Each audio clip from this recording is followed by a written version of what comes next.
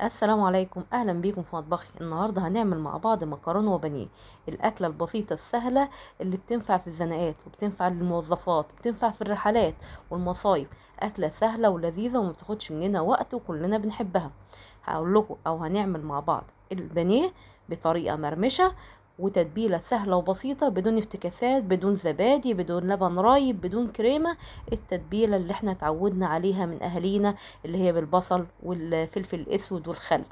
بس هحط عليها حته ايه، تومه صغيره. وهعمل معاكم شويه مكرونه سباكيتي كده تحفه. طبق لذيذ وسهل جدا، وهيطلع معانا احسن من المطاعم بكتير. القشره بتاعته مقرمشه ومش هتفصل. وهنعمل بريدنج له بطريقه تحفه جدا وسهله، زي البريدنج اللي بنجيبه جاهز او اللي هي خلطه البانيه اللي بنجيبها جاهزه واحسن. تابعوا معايا الفيديو للاخر وان شاء الله هتشوفوا احلى بانيه واحلى مكرونه، وان شاء الله تعتمدوها وتعملوها على طول في وصفاتكم. شايفين جميل ازاي ومقرمش وجميل تحفه ولذيذ. يلا نبدأ ونخش في الوصفة بتاعتنا. بس قبل ما نبدأ، إذا عجبتكم الوصفة وعجبكم الفيديو ما تنسونيش في اللايك والشير وفي الاشتراك في القناة. نبدأ يلا ونسمي الله. جبت بصلتين وبشرتهم بالمبشرة العادية زي ما قلت لكم. الخلطة خلطة بسيطة زي بتاعة أهالينا، هو كده كده كان النور قاطع، فأنا جبت المبشرة اليدوية وبشرتهم. بعد كده حطيت عليهم 4 معالق من الخل، وعصير ليمونة، وشوية فلفل أسود، وفصين توم صغيرين أو فص توم صغير. تمام كده الخلطه جاهزه. انا نسيت احط الملح، هحطه في ايه كمان شويه. هنا الفراخ انا جايباها متقطعه من الفرارجي بس سميكه. والفراخ عشان ما الطبقه المقرمشه اللي بتبقى على الفراخ ما تفصلش منها، لازم الفراخ تكون ايه رفيعه، ما تكونش تخينه قوي يعني. فانا حطيت كيس على البورد ورصيت عليه قطع الفراخ، وكيس تاني غطيتها بكيس، وجبت المدق او الشاكوش بتاع المطبخ، او يد السكينه يد السكينه، وادق عليها دق بسيط. انا مش عايزه اهريها. تمام. شايفين السك بتاعها بقى رفيع ازاي. خلصتها كده وخلصت كل الكميه كلها، واحطها بقى على تتبيله البصل بتاعتنا. ونبتدي ايه نقلبهم كده. انا قلبتهم بايديا عشان مش عايزاها تتهري ومتقطعش مننا. هغطيها بقى، او زي ما قلت لكم انا نسيت الملح فحطيته اهو. هغطيها واسيبها شويه في التتبيله لحد ما نعمل الايه المكرونه. كان النور جه. شايفين الفراخ متبله ما شاء الله حلوه قوي قبل ما نعمل المكرونه. حطيتها شويه في التلاجة. بعد كده انا مش هحط في دقيق وبيض وبصمات، لا، انا اختصارا للاطباق، لنظافه الاطباق وتسهيلا للشغل. حطيت بيضايه على البانيه، وعليهم شويه لبن، وضربتهم كده بايديا. مش محتاجه ان انا اعمل كذا طبق. البريدنج بتاع البانيه هنعمله بطريقه سهله ومقرمشه عشان يطلع مقرمش. حطيت بقسماط، وحطيت معلقه نشا صغيره واحده، وبعد كده 4 معالق من الدقيق.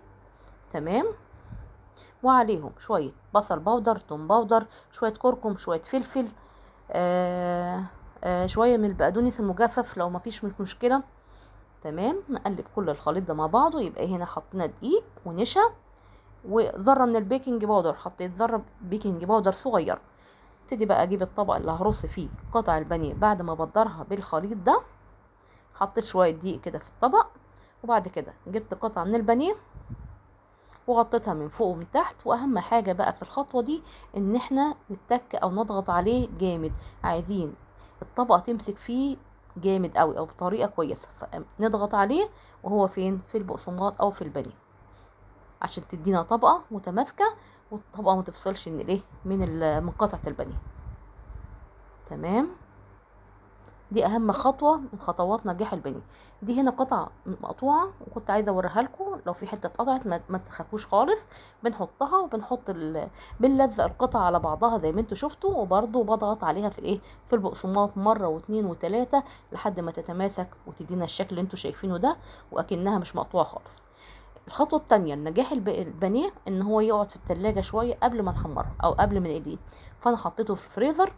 تمام. او ممكن نحطه على الشبكه شويه عقبال ما عقبال ما اجهز الصنف الجانبي اللي يتقدم مع البانيه. انا عن نفسي بحب المكرونه، في ناس بتحب البطاطس. اكتبوا لي في الكومنتات بتحبوا البانيه جنب البطاطس اكتر ولا المكرونه اكتر. تمام. انا هعمل شويه مكرونه. حطيت شويه زيت في طاسه او في صينيه او في حله، وقطعت بصلايه صغيره ادتني لون حلو قوي زي ما انتوا شايفين. نزلت عليها بثمرة فلفل حامي مع مكعب من الثوم الصغير او فصين ثوم. دبلوا كلهم مع بعض وريحتهم ظهرت، انزل عليهم بمعلقه من الصلصه وادوب كده الصلصه فيهم، وانزل بقى هنا دي طماطم كنت عصراها. تمام. ودي طماطم برضو كانت متسبكه، طماطم متسبكه للمكرونه، طماطم عاديه. حطيتها على البصل والثوم كده واسيبهم واتبلهم بقى بشويه ملح وفلفل وشويه كمون. تمام. واسيبهم يتسبكوا مع بعض او يتقلوا، وبعد كده انزل عليهم بالمكرونه المسلوقه. انا عملت مكرونه سباكيتي، اكتر صنف بيتقدم مع مع البانيه. تمام. في الوقت ده البانيه هيكون شد شويه، نبتدي بقى نحمر فيه. تمام. الصلصه كده اتسبكت وبقت جميله، جاهزه ان احنا نحط عليها المكرونه. تمام. نبتدي بقى نحمر البانيه بتاعنا. حط زيت غزير في طاسه، وكنت بختبر سخونيه الزيت. احنا مش عايزين الزيت يكون مرتفع في الحراره، عايزينه زيت سخن بس درجه الحراره مش مرتفعه. تمام. وما نكترش بانيه في الطاسه عشان نعرف نقلبهم، والطبقه البريدنج دي ما تفصلش. طلعت البانيه زي ما انتم شايفين بيقرمش ما شاء الله، والمكرونه كانت اتسلقت وحطيتها على الصوص. تحفه، شكلها تحفه جدا وكان طعمها لذيذ جدا. نبتدي بقى نقدم الطبق بتاعنا. نبتدي بقى نغرف المكرونه بتاعتنا الجميله دي مع البانيه، ونعمل لكل واحد طبق، او تحطوا البانيه في سرفيس كامل او سرفيس واحد، والمكرونه في سرفيس واحد، واللي حابب يغرف لنفسه يغرف. الطريقه اللي تعجبكم قدموها. انا عملت اطباق لكل فرد من الاسره.